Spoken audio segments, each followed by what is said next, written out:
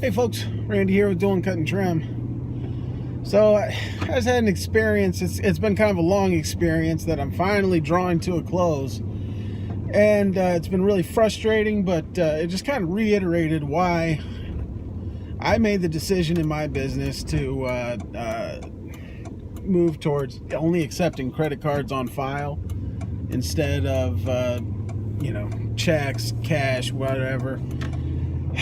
So I've pretty much phased out all the customers that pay, via check. There's only a couple left, but there are a few. And so I had a real estate agent that I was working with. And we're getting down towards the end of the season, and I noticed there's 2 invoices that haven't been paid. So I shoot her an email, like, hey, these are the 2 invoices that haven't been paid. No, that's not actually what happened. So the invoices were back to back. Like it's a bi-weekly property, and so there's two lawn services that hadn't been paid. And so there was like one in October and one in September. So I resend the invoices the end of October. No, in November. I don't hear anything. I send them again in December, and I don't hear anything. And so I actually follow up with an actual email, not just the invoice email, saying like, hey, what's going on? And she looked into it, gets back to me pretty quick, letting me know that the one invoice, it's showing in their system that I deposited it in whenever I did. Okay, great. I look in our bank statements. Turns out it's true. I just didn't record it in Service Autopilot. Sorry about that. What's going on with the other one? I don't hear anything. So Christmas happens and holidays, and I was doing stuff. And so I shoot her an email mid-January.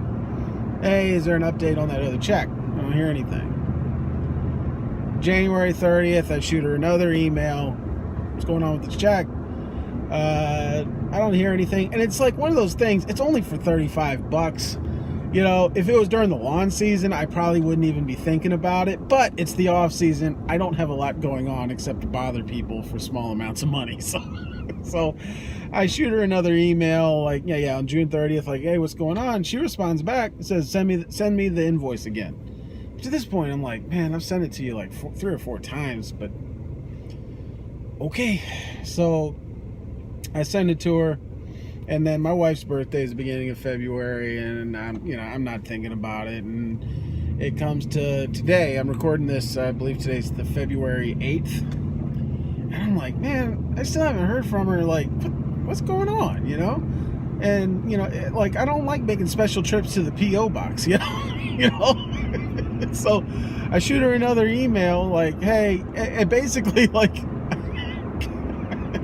I tried to get all the pettiness and passive aggressiveness out of the email because I was annoyed, but some of it did squeak through. So I did email her and was like, hey, this is the only invoice we still got open from 2018. Is it gonna get paid? Just let me know. And so she responded to that right away. And she actually forwarded me something from their accounting department that apparently this invoice had also been cleared. I mean, the check had been sent and I had deposited it, and I pulled it up in my system, and sure enough, we had deposited it. So then I just emailed her back and was like, great, thanks.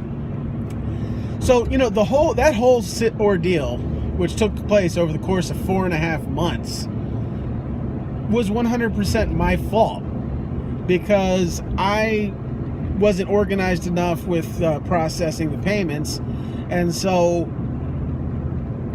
these people had paid me in a timely manner, and I just hadn't recorded it in the system. And so we ended up having this long back and forth, which ultimately wasn't a big deal, but when somebody hasn't paid you, it just kind of introduces negativity, and I like to get that stuff off the books as fast as possible. And so it was just another reminder that, they didn't do anything wrong. Ultimately, it was my fault because I didn't process the payment the way, right at the moment that they paid me. So, excuse me. And so, you know, I ended up putting it in a situation where I was chasing money that had already been paid, and they had to deal with an issue, like, you know, dealing with that crap, you know, because they, you know, they don't know. They have to look into it, and I basically was getting them to do that work for me. And, you know, if they were paying via credit card the way I have with everybody else, none of that would have happened. It would be right there in the statement. Everything would have been processed automatically. And so it's just, you know, it's a small thing. It's not ultimately that big of a deal, but it was just another reminder. You know, I was chasing payments for 4 months, and I'd actually already been paid. And so it's just kind of a, you know, little frustrating thing, but it is what it is. But I just wanted to share that with you, you know, my experience with that, you know, and it's just another reminder why I require credit cards on file, because it just makes my life easier, and it honestly makes the customer's life easier.